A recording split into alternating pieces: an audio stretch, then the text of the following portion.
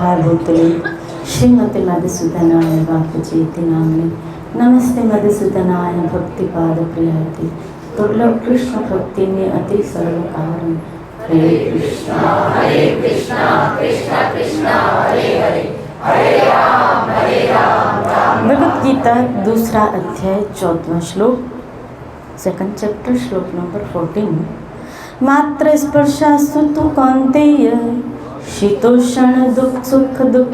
जिनको अच्छा बोलो, मात्र स्पर्शास्तु तु कौन्तेय शीतोष्ण सुख दुख आगमापायिनो नित्यतां तितिक्षस भारत। हे कुंती पुत्र, सुख तथा दुख का क्षणिक उदय। पहले तो कृष्ण ने आरंभ में कहा क्षणिक, क्षणिक मतलब टेम्पररी। क्षणिक मतलब इसका मतलब है सुख और दुख, इसका जो उदय हो रहा है। जैसे सूर्य क्या होता है, सूर्य क्या होता है, उदय होता है, लेकिन वो फॉर अ लॉन्ग टाइम तक की एक जगह पे नहीं होता है। मॉर्निंग का जिसको क्या कहा जाता है, सूर्य, और जब अस्त होता है तो क्या कहा जाता है। इसका मतलब है इस अस्त और उदय के बीच में कितनी बार सूर्य ने अपनी दिशा बदली, कितनी बार। जिसको हमारे लोगों ने आफ्टरनून कहा, इवनिंग कहा, दोपहर कहा, शाम कहा, मॉर्निंग कहा। श्री राधे बोले। ये क्या थी, सूर्य की जगह अपने स्थान से बदलने के नाम। तो जो उदय होता है ना, उसकी जगह टेम्पररी होती है। जो उदय हो रहा है ना, उसकी जगह, तो सुख और दुख भी क्या हो रहा है, उदय हो रहे हैं, तो उसकी जगह भी टेम्पररी है। इसका मतलब है दुख आया है वो भी टेम्पररी है, सुख आया है वो भी टेम्पररी है। सुख आया वो भी टेम्पररी, दुख आया वो भी टेम्पररी। अब जो टेम्पररी चीज़ हो उसके लिए कृष्ण ने क्या कहा, ध्यान से सुनिए श्लोक को। सुख और दुख का क्षणिक उदय तथा काल क्रम में उनका अंतर्धान होना सर्दी तथा गर्मी की ऋतुओं के आने जाने। अब जो उदय हो रहा है टेम्पररी है, तो जो टेम्पररी चीज़ें उसको क्या करो, वे इंद्रिय बोध से उत्पन्न होते हैं, इंद्रियों से, इसकी फीलिंग्स। मनुष्य को चाहिए अविचल भाव से उनको सहन करना सीखे। बहुत सारी बातें कृष्ण ने इस श्लोक के अंदर कर दी। पहली बात, सुख और दुख टेम्पररी है, उदय हो रहे हैं, अस्त भी होंगे। दूसरा, जब उदय हो रहा है तो उसको सहन करो। यानी कृष्ण यहाँ पे इस श्लोक में हमको कह रहे हैं, दुख आए उसको भी सहन कर, सुख आए उसको भी सहन कर। श्री राधे बोलिए। हम दोनों में विचलित हो रहे। अब विचलित क्यों हो रहे हैं, इसका कारण क्या है, इंद्रिय बोध से उत्पन्न होते हैं। हमारी इंद्रियां उस भोग में लिप्त है, इसलिए हम विचलित हो रहे हैं। और जिसकी इंद्रियां भोग में लिप्त हैं वो हर टेम्पररी चीज से विचलित होगा। श्री राधे बोलिए। जैसे किसी को लोगों को एलर्जी की प्रॉब्लम होती है, तो एलर्जी की प्रॉब्लम क्या करती है, हर जगह उसके लिए मुसीबत का। अब ऋतु भी बदलेगी तो भी उसके लिए प्रॉब्लम, गर्मी होगी तो भी उसके लिए प्रॉब्लम, बारिश होगी तो भी उसके लिए प्रॉब्लम। बोला क्या, बोला तुम्हें एलर्जिक प्रॉब्लम है। क्या हुआ, बोला तुम्हारी इम्यूनिटी लो हो गई, मतलब तुम्हारे ऑर्गन्स को वो बेयर करने की अर्थात सहन करने की क्षमता कम हो गई है ना। तुम्हारे ऑर्गन को वो सहन करने की क्षमता। इसी तरह तुम्हारे मन को जब सहन करने की क्षमता कम हो जाती है तभी हमको फीलिंग्स होती है। कृष्ण कह रहे हैं यहाँ सहन करो, लेकिन हमारे मन को जब सहन करने की क्षमता कम, क्योंकि सुख और दुख की फीलिंग कहाँ है, मन में, मन को है, तो सहन किसको करना है, मन को करना है। श्री राधे बोले। लेकिन वो पावर कम हो गया है, जैसे ऑर्गन्स का पावर कम हो जाए तो हर ऋतु उसके लिए भारी है। श्री राधे बोले। इसलिए हमारे मन हर सुख दुख को वो भारी चीज, थोड़ा भी दुख आएगा, मर गई मैं तो, पहाड़ टूट पड़ा, क्या हुआ, धक्का लग गया।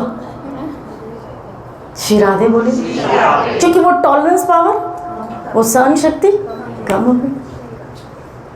अब हमारे अंदर बचपन में वो टॉलरेंस पावर इतना था, कितनी धक्के हमने खाए, अभी भी शायद उसके थोड़े बहुत निशान होंगे, अभी भी होंगे। लेकिन अभी थोड़ा भी खाते हैं तो क्या कहते हैं, मर गई मैं तो। श्री राधे बोली। मन को वो टॉलरेंस पावर, अब कृष्ण तो कह रहे हैं यहाँ सहन, और कृष्ण ने ये भी कहा सहन करना सीखो, मतलब कहीं जाना पड़ेगा सीखने के लिए। तुम्हें सीखने, ये सहन करने का जो पावर तुम्हें जहाँ से मिलेगा ना, सीखोगा। या यूँ ये कह सकते थे कृष्ण सहन करो, कृष्ण यहाँ कह सकते थे सहन करो, ऐसा भी बोल, लेकिन यहाँ कहा सहन करना, मतलब कहीं जाना पड़ेगा तुम्हें सीखने के लिए, किधर जाना पड़ेगा। यानी इसकी भी कोई क्लास लगती है कि तुम्हें वहाँ सीखने के लिए जाना पड़ेगा, वहाँ से तुम ये सीख के पावर मिलेगा तो तुम हर दुख सुख को सहन करने में, जैसे अर्जुन आया ना सामने तू। श्री राधे बोले।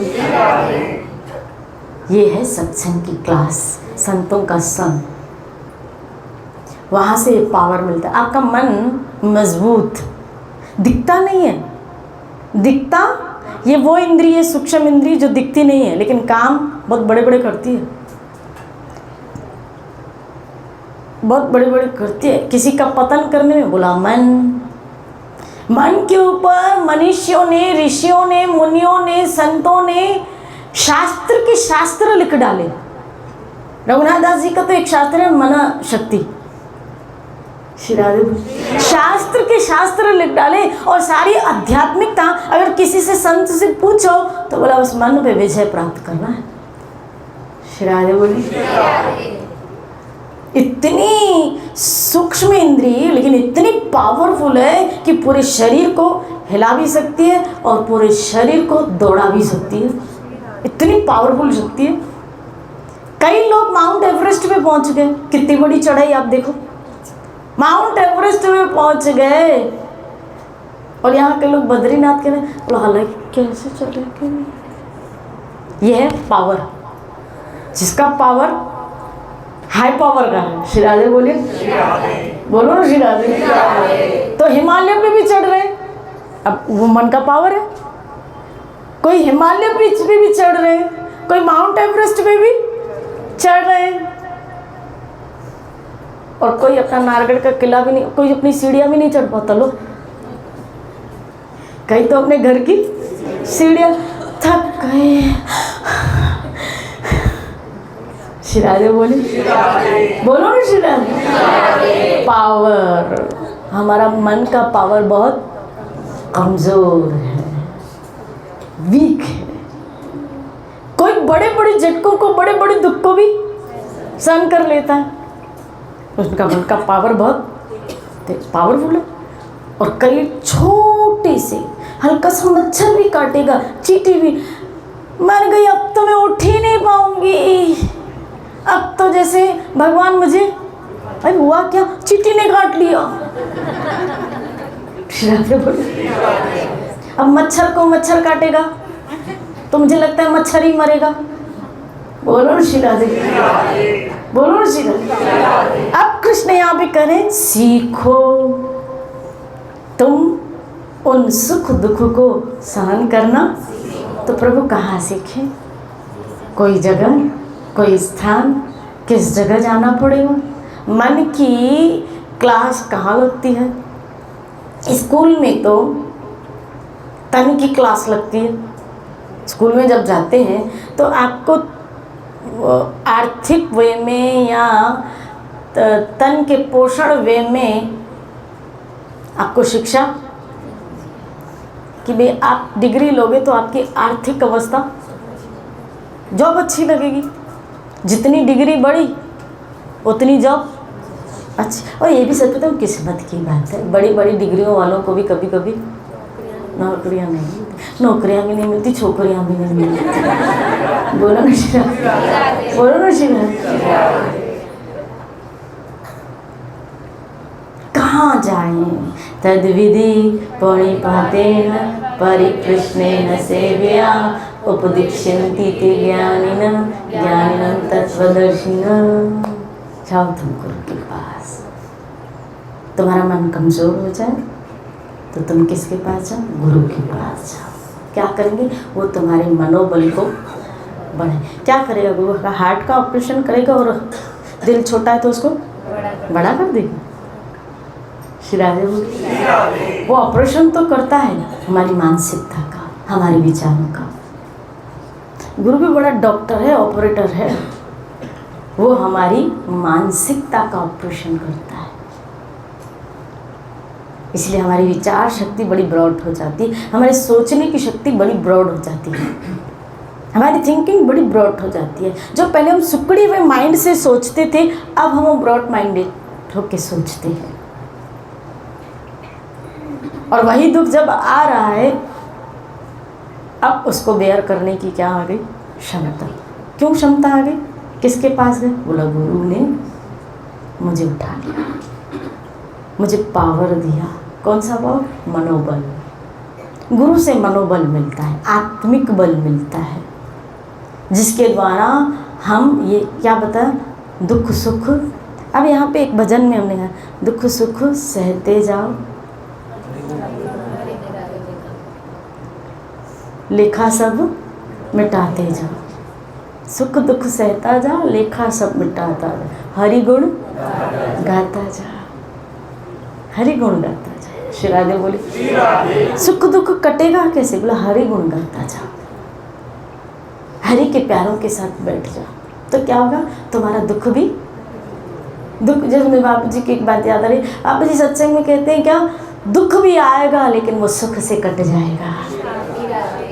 दुख भी आएगा सुख से, नहीं तो दुख जब दुख से कटता है तो व्यक्ति जीने की, कभी कभी तो डिप्रेशन में चला जाता है। मज़ा तब आए जब दुख आए भी तो सुख से कट जाए। और ये जगह ऐसी है भौतिक जगत में, ये जगह ऐसी है जहाँ दुख आना ना आएगा ही, नॉर्मल बात है। पर सब चीज़ें टेम्पररी है। कृष्ण ने कहा काल क्रम में इसका उदय और अस्त होना निश्चित है। शिरादेव सब टेम्पररी है, सब टेम्पररी। कभी कभी कई लोग मुझे पूछते हैं फिर शरीर का दुख आया वो तो टेम्पररी नहीं, वो आता है तो फिर जाता ही नहीं। आप कह रहे हो सब, तुम्हारा शरीर भी तो टेम्पररी है, जिसमें वो दुख लगा है वो भी तो टेम्पररी है, ये भी तो टेम्पररी है। इसको तुम नित्य कब से, तुम उसको नित्य क्यों मानते हो? यही हमारी मूर्खता है, यही हमारी मूर्खता है, इको है।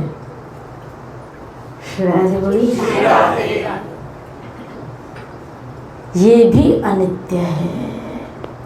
और इसीलिए जब हम ये बात ज्ञान के द्वारा समझते हैं, क्या मरना सुनिश्चित है, टेम्पररी है, तो दुख आया भी है, ठीक है आया है दुख, तो खत्म होने वाली चीज़ के पास दुख तो आया है, खत्म होने वाली चीज़ के पास दुख आया है। तो हरि गुण गाता जा, लेखा सब मिटाता जा। एक काम है, जो दुख आया है वो लेखा कैसे मिटेगा? हरि गुण गाता जा, हरि का भजन करेगा तो तेरा लेखा मिटता जाएगा। अगर हरि का भजन नहीं करेगा तो नए लेखा बनाता जाएगा, नया लेखा बनाता जाएगा। और जब नया लेखा तेरा बनेगा फिर उसको नए सिरे से भोगने के लिए फिर तुझे आना पड़ेगा, फिर आना पड़ेगा इस जगह पे। हम भजन क्यों, अच्छा बताओ, हम भक्ति क्यों करते हैं? हम भजन क्यों करते हैं? हम भजन इसलिए कर रहे हैं, हम नाम भजन इसलिए कर रहे हैं, हम भक्ति इसलिए कर रहे हैं, हम हरि की शरण इसलिए हैं। क्यों?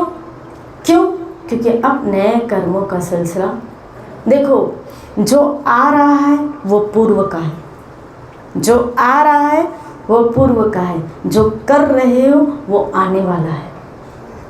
समझना, जो आ रहा है वो बैक का है, जो कर रहे हो वो आने वाला है, आएगा। तो जो आने वाला है उसको अभी लिखना पड़ेगा। प्रेजेंट में जो लिखोगे वो आने वाला है। वो आप दान करो, पुण्य करो, सत्कर्म करो, भजन करो, भक्ति करो, प्रभु की सेवा करो, ये वो कर्म है क्या कि यहाँ फिर जन्म नहीं, फिर हरि के धाम में जन्म है।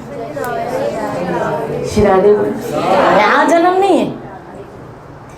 ये वो कार्य है जो आपका बर्थ कहाँ करेंगे, बोला प्रभु के धाम में।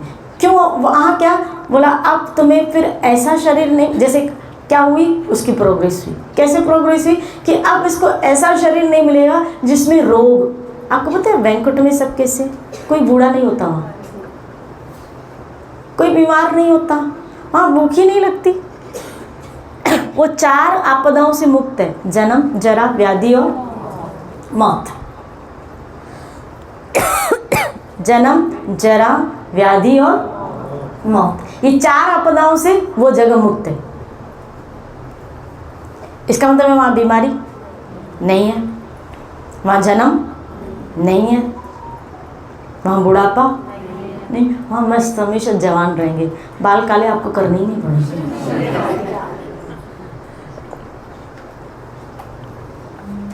वहाँ बूढ़े होंगे ही नहीं, बीमार होंगे ही नहीं, वहाँ कोई सोता नहीं है, पता है? वहाँ ऑल टाइम सब सेवा करते रहते हैं। वहाँ कोई ईर्ष्या नहीं, वहाँ एक दूसरे से कोई जेलसी नहीं करता, वहाँ नफरत नहीं, वहाँ कंपटीशन नहीं, कोई कंपटीशन है नहीं, कोई लाइट भरने का टेंशन ही नहीं, कमाना है नहीं अपन को। क्यों बोला, भगवान के तेज से वो ज्योति निकलती है, पूरा धाम ऐसे ही प्रकाशित। लोग न तदुबासे सूर्य न शशांक को न पावक, एसी की जरूरत नहीं, क्या पावक का, क्योंकि पवन भी उसी से ही तो निकली।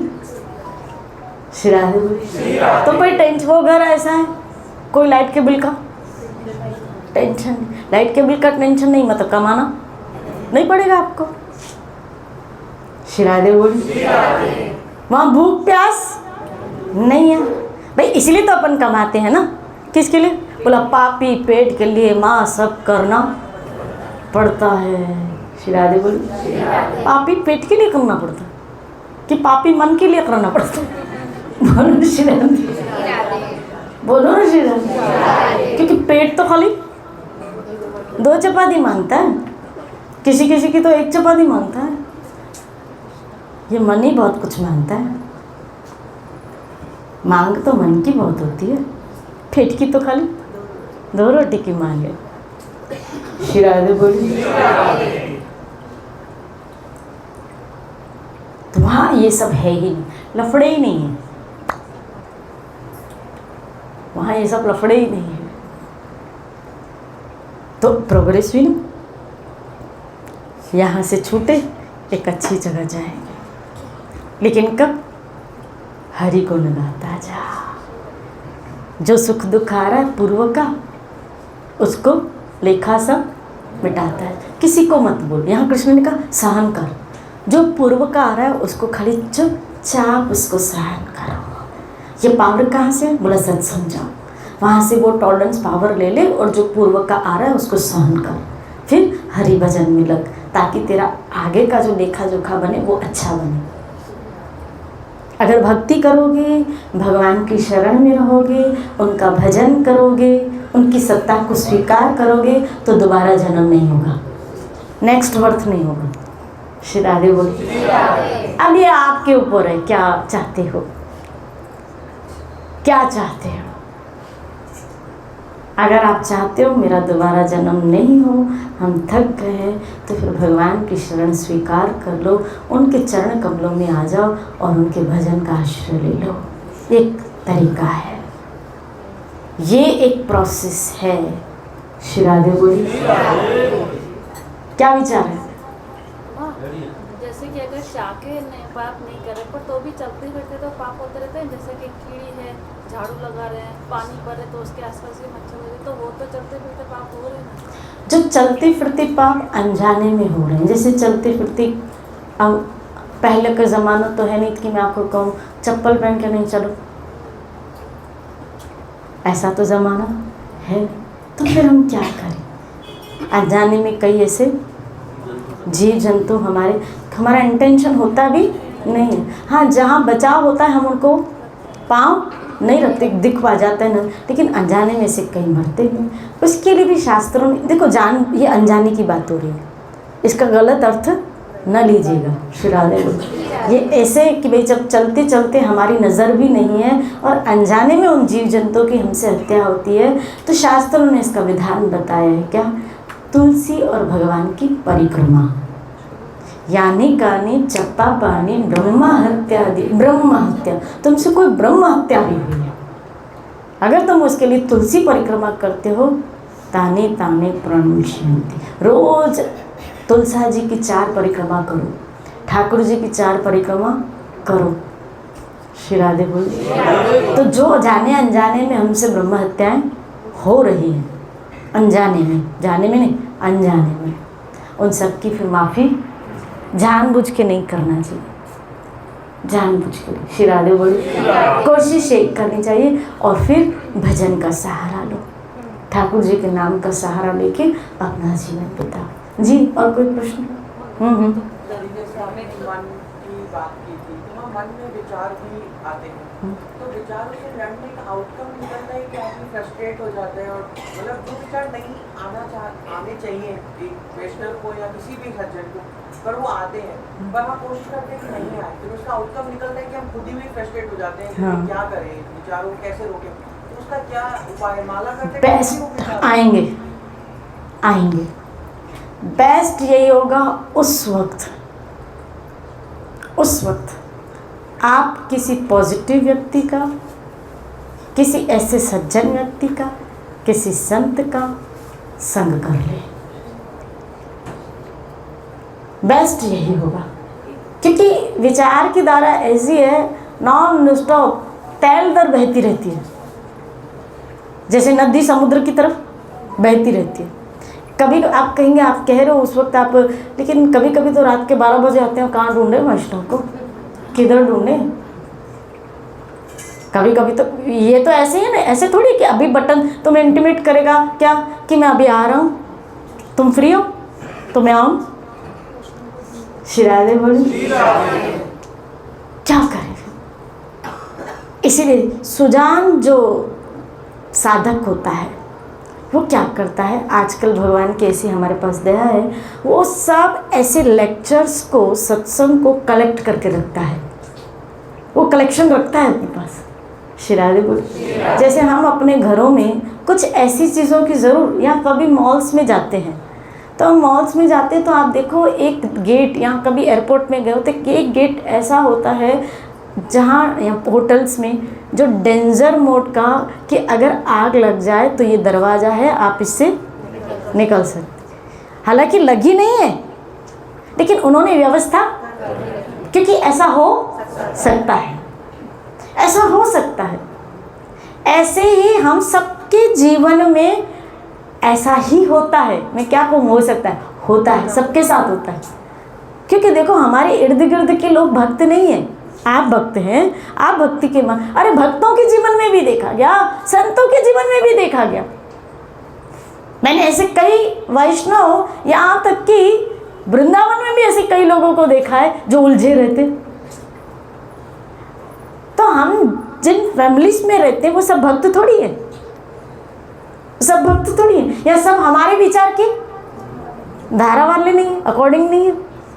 फिर उस वक्त हम जब हमारे विचार की धारा मुझे बहा के ऐसे लेके जा रही है, वो जैसे डुबो ही देगी, तो सुजान साधक क्या करता है, वो सारी चीज़ें जो उसको नेगेटिविटी में से, निराशा में से, उस विचार में से निकाले, वो कलेक्शन पहले ही करके रखता है। और जहाँ आपको लगे कि मेरे विचार की धारा या मेरा मन मुझे उस निराशात्मक वे में या उस विचारों में बहा के लेके जा रहा है, तुरंत फिर उस वक्त वो सत्संग आप सुन लें। कभी कभी वो मोटिव के रूप में कुछ पंक्तियाँ होती हैं, कभी रील होते हैं, कभी बापूजी के शॉर्ट वीडियोस होते हैं, कभी वो सत्संग होती है तो वो सब कलेक्शन रखें। भाई मुझे बता, हम बीमारी से निकल गए, समझना, हम बीमारी से निकल गए, लेकिन फिर भी हम उस बीमारी की कुछ दवाएं फिर भी रखते हैं। क्यों? फिर आ सकती है ना? फिर आ सकती है। श्री राधे बोल।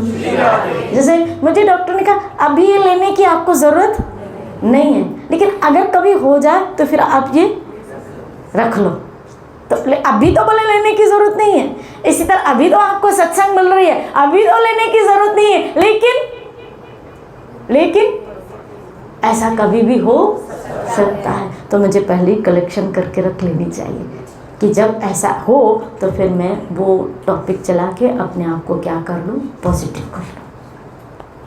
ठीक है जी? हाँ, आप कह रहे थे, मिल गया जवाब? चलो। माँ, सेवा कौन सी बड़ी है? जैसे ठाकुर सेवा, संत की सेवा, कोई बीमार आदमी की सेवा, बूढ़े माँ बाप की सेवा, या घर में छोटा बालक है उसकी सेवा, इनमें से सबसे बड़ी सेवा कौन सी है? सबका अपना अपना एक लेवल है। एक सेवा एक से ऊपर, एक सेवा एक से ऊपर, एक सेवा एक से ऊपर। लेकिन अगर आप मुझसे पूछ रहे हैं तो भागवत का ही एक श्लोक मैं कोटेट कर रही हूँ। भागवत में एक आया है, जिसने मुकुंद की, भगवान श्री हरि की सेवा, उनके चरण कमलों की सेवा नहीं की, वो अपने व्यक्ति पद से च्युत हो जाता है। एक फिर दूसरा श्लोक फिर भागवत का बता रहे हूँ।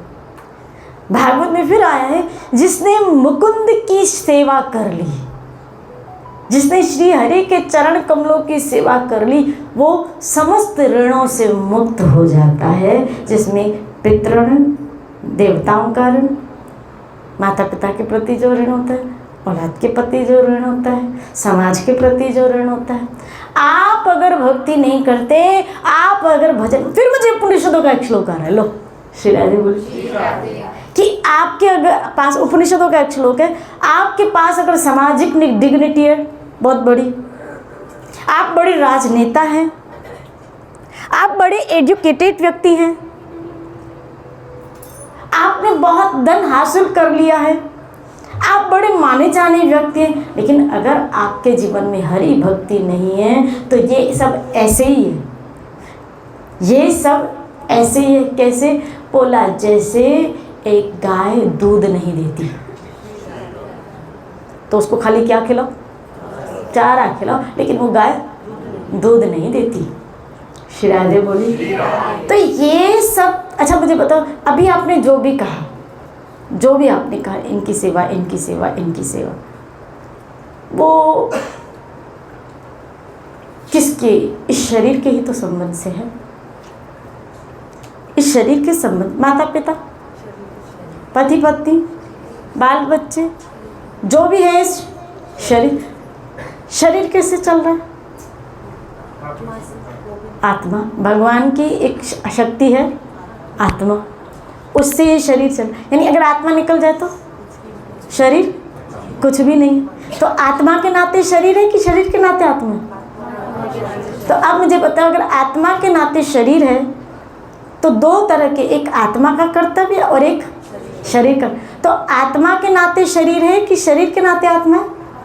तो पहला कर्तव्य किसका हो? आत्मा का। यानी आत्मा का किसके प्रति कर्तव्य? भगवान के प्रति। तो इसका मतलब है पहला कर्तव्य हमारा ईश्वर के प्रति है, भगवान के प्रति। बाकी जो समय बचता है यथाशक्ति अनुसार हम शरीर के कर्तव्यों का निर्वाह कर लेते। पहला कर्तव्य आपका परमात्मा के प्रति, पहला कर्तव्य हमारा ईश्वर के प्रति है, क्योंकि जो भी रिश्ते हैं वो शरीर के नाते, और ये शरीर आत्मा के नाते, और आत्मा प्रभु का है, प्रभु का, क्योंकि शरीर तो यहीं रह जाएगा। अच्छा मुझे बताओ, शरीर के कर्तव्यों का निर्वाह किया, आत्मा निकल गई तो फिर यहाँ के लोग क्या करते हैं? शरीर रखते हैं, पढ़ा है ना शरीर, हमने तो दायित्व सब निभाए, फिर क्या करते हैं? जला देते हैं। और आत्मा के लिए गीता में कृष्ण ने दूसरे अध्याय में कहा वो अजय रहो, उसका कभी विनाश नहीं। शिरादेव फिर उस आत्मा ने इस शरीर में रह के जो दायित्व किए, जो कर्म बनाए, इस आत्मा को उसके अकॉर्डिंग निर्णय मिलेगा और उसके अकॉर्डिंग नेक्स्ट उसका बर्थ होने वाला है। अगर उसमें वरी उस आत्मा ने उस शरीर में रह के प्रभु की भक्ति, भजन और अपने कर्तव्यों का ईमानदारी से निर्वाह किया यथाशक्ति, देखो आप 100% किसी को भी वैसे खुश नहीं कर पाओगे। किसी को भी हम 100% कोई भी हमसे खुश होने वाला नहीं है, नहीं है, नहीं है, नहीं है। पूरी उम्र निकल जाएगी, अभी तक किया ना हमने, हुआ कोई? कहीं ना कहीं तो सबको कुछ ना कुछ तो प्रॉब्लम होती है। श्री राधे बोली हाँ, अपने विवेक पे मेरे भोजन हो, मैंने अपनी तरफ से मेरी, याद रखना हर एक से उम्मीद भी उसकी क्षमता के अनुसार रखो। 5 वर्ष का बच्चा है, आप उसे 10 किलो वजन की उम्मीद रखोगे क्या? हर एक से उम्मीद भी उसकी, अब वो फ्रस्ट्रेट हो रहा है वो व्यक्ति सामने वाला, तो समझ लेना उसकी उतनी कैपेसिटी नहीं है, हमने ओवर लोड दे दिया। श्रादे उसकी कैपेसिटी के अनुसार ही, जैसे अभी मैं आपकी कैपेसिटी से ज़्यादा ही आपको डोज दे रही हूँ, 9-20 हो रही है बोलो ना श्रीराधे, है ना? कैपेसिटी से ज़्यादा डोज दे रही। हाँ, कितने अच्छे लोग हैं। श्रीराधे बोल बैठ जाए सारा दिन, बैठ जाए सारा दिन। देखो सबकी यहाँ नहीं निकल रही है, बोला कहाँ बोलेंगे तो फंसेंगे, इस माँ को क्या, ये तो आंधी बैठी है। बोलो ना श्रीराधे, राधे बोलो। लेकिन माँ भक्ति के सामने अपने शरीर के रिश्तों को इग्नोर नहीं कर सकती ना। जैसे कई लोग बच्चे स्कूल में चले जाते हैं, अपने वृद्ध माँ बाप को छोड़ के चले जाते हैं, तो उनके प्रति समाज बड़ा उल्टा सीधा बोलता है, तो वो क्या भक्ति ठीक है? बिल्कुल नहीं, बिल्कुल नहीं। क्योंकि कोई भी संत आपको, अब अर्जुन यहाँ युद्ध का मैदान छोड़ ही तो रहा था, लेकिन कृष्ण ने क्या कहा? याद रखना, संत महापुरुष आपको उस समाज में, अपने घर गृहस्थ में, अपने परिवार में, जब तक आप पूरी तरह से ईश्वर भावना में तलीन नहीं हो जाते, भगवत भावना में तलीन नहीं हो जाते, अगर वहाँ रह के, गृहस्थ में रह के, बाल बच्चों के बीच में रह के आपके अंदर संतों के प्रति भाव आ गया, सेवा के प्रति भाव आ गया। अब देखो कौन थे? पिपाजी महाराज जी, इन्होंने राजपाट छोड़ दिया। चीदड़ चीदरानी जी के यहाँ जब गए, उन्होंने तो अपने कपड़े भी, पति पत्नी थे ना। ऐसा संत का भाव, ऐसे संत की सेवा के प्रति, भक्तों की सेवा के प्रति, भगवान की सेवा के प्रति अगर ऐसा भाव जब जागृत हो जाता है, तब बंधन कुछ भी नहीं है। तब वो कहते हैं, संत खुद ही कह देंगे कि आप उस वक्त में, सच कहूँ, संसार वाले खुद से ही आपको छोड़ देंगे। तब तक आपको उनको छोड़ना नहीं है। आपको अपने दायित्व, अपने आप में विश्लेषण करो, क्या मेरी भक्ति इतनी उन्नत है? हम पता है घर क्यों छोड़ते? परेशान होके, मुसीबतों से। बोला बाबा जी बन जाओ, वृंदावन में रहेंगे, एक आश्रम में रहेंगे, कोई झंझट नहीं। अरे यार 4 लोगों के बीच में, 6 लोगों के बीच में तुझे झंझट लगता है, वहाँ 500 लोग रहते हैं, कैसे रह पाओगे? कैसे रह पाओगे? श्री राधे बोल, क्या समझते हो बाबा जी बनना, संत बनना कोई आसान? आश्रमों में रहना कोई आसान काम है? यहाँ तो घर में बैठे 6 बजे भी उठे, 8 बजे भी उठे, 10 छुट्टी हुई तो 12 बजे भी उठे, वहाँ तुझे पीट के भी बोला उठ 4 बजे, 3 बजे उठ। श्री राधे बोली, संत के साथ रहना बहुत बड़ी तपस्या है, आसान काम नहीं है। कभी कभी कई लोग मुझे ऐसे कहते हैं, उस दिन मेरे ख्याल से 2-4 दिन पहले एक व्यक्ति आया और ऐसे कहने लगा मेरी माँ इधर आई है, ऐसा था ना? हाँ, कल ही आया था। बोला मेरी माँ आई है, और मैं तो अंदर अपनी कुटिया में थी जो ठाकुर जी ने दिए भजन कर रही, तो लोग मेरे पास है कि कोई आपसे दुखी व्यक्ति मिलने आया था क्या? क्यों इतने माँ बाप को सताते हो, बेचारे दुख हो के हमारे पास हैं। शिराले बोले, या माँ बाप भी क्यों ऐसा ट्रीट करते हो कि आपके बच्चे फ्रस्ट्रेट हो जाए? सुलझ के चलो ना, थोड़ा सहन कर लो। मैंने कहा कल के दिन में तो मेरे पास कोई आया नहीं था, क्योंकि अगर मेरे पास आता तो मैं वापस उस माता को घर भेजती थी। मेरे पास तो ऐसा कोई आया नहीं। श्री राधे बोली, हम दुख से भाग के घर से ऐसे सोचते हैं क्या कि इन झंझटों से हमेशा के निकल जाएंगे और माला घुमाएंगे। माला घूमेगी तुमसे 4 से 8 दिन खाली बीतने, जो याद आएगी पत्नी याद आएगी, पति याद आएगा, बबली याद आएगी, बबलू याद आएगा, सब याद आएगा। बोलो ना श्री राधे। मैं उसको छोड़ के आया, गरम गरम खाना देती थी बेचारी, यहाँ तो मिल ही नहीं रहा है खाना। मधुकरी हट हट्टा कटा मांगता हट, बोला अजय पत्नी को छोड़ा मैंने।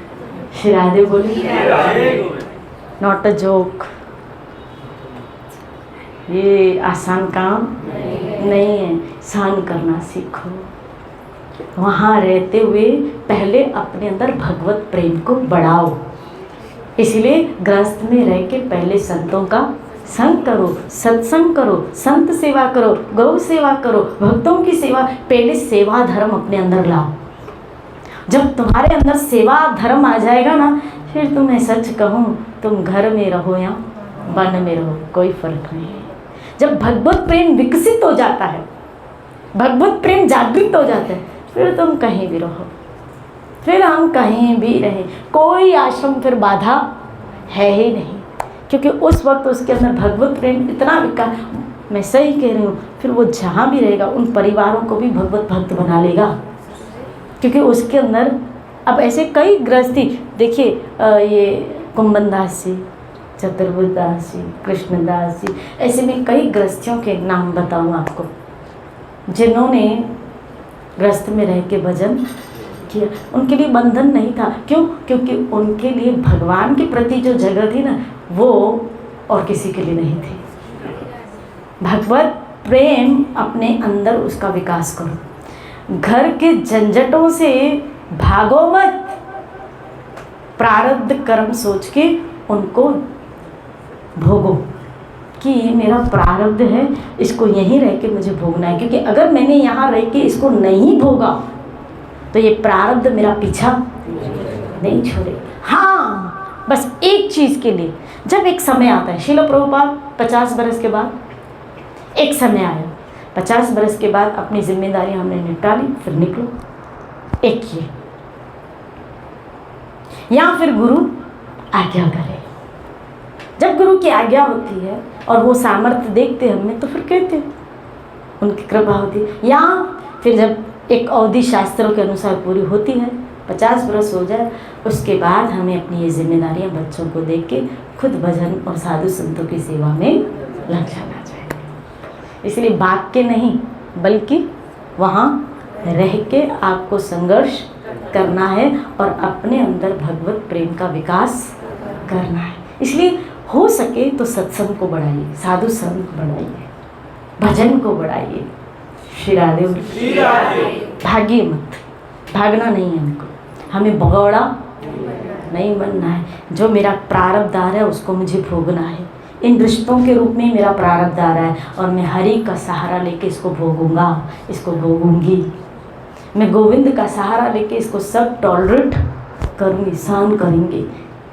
किसका सहारा लेके? पूरा सत्संग सुन के अपना मनोबल हम बढ़ाएंगे। इसीलिए यथाशक्ति अनुसार जो फिर प्रभु भजन करते हुए, कीर्तन करते हुए हमें जो समय बचता है, वो हमें परिवार वालों की, अपने रिश्तों की, उनकी जिम्मेदारियों को हमें अच्छी तरह फॉलो करना चाहिए। सबका अलग अलग। अब मेरे को पहले माता पिता, पहले पत्नी, पहले बच्चे, ऐसा नहीं है। माता पिता अपनी जगह, पत्नी जो आपका सहारा लेके परिवार छोड़ के आई, वो अपनी जगह है, वो आपके हवाले है।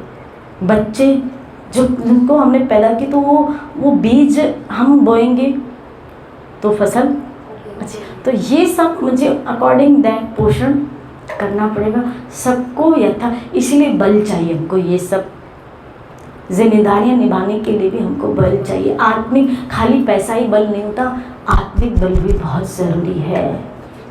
और वो जब बल मिलता है ना, फिर हम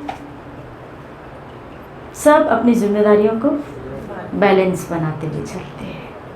बैलेंस में मैंने ऐसे कई अच्छे गृहस्थियों को देखा, अपना भजन भी हो रहा है, उनकी सेवा भी हो रही है, और उनके परिवार, देखो जितना नीड है ना, हमें उनकी ज़रूरत को, उनकी इच्छाओं को ओवर मत करो। हम मोह के कारण जब ओवर करते हैं ना, तो फ्रस्ट्रेट हो जाते हैं। एक लिमिट रखनी है सबकी।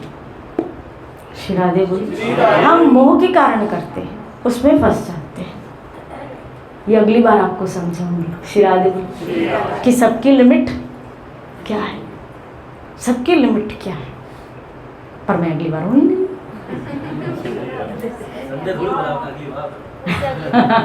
श्री राधे बोली। हाँ, नेक्स्ट संडे हाँ बद्रीनाथ जा रहे हैं, इसलिए नेक्स्ट संडे सत्संग होंगे। ये संडे छोड़ के फिर अगले संडे होगी। हाँ, तो उस भीड़ में हम भी हैं। आए तो आए, नहीं आए तो जय सिया राम। फिर ऊपर मिलेंगे, ऊपर मिलेंगे भाई, और क्या क्या बोल सकते हैं अपन। श्री राधे बोली, आए तो आए तो मिल लेंगे, नहीं आए ऊपर मिलेंगे। श्री राधे बोली, हम ऊपर आपका वेट करेंगे, आ जाइएगा, फिर वहाँ कथा कीर्तन करेंगे। श्री राधे बोली, ताली बजा रहे हो तो ऐसे बोलो ना, आप आओगे, मैं सोच रही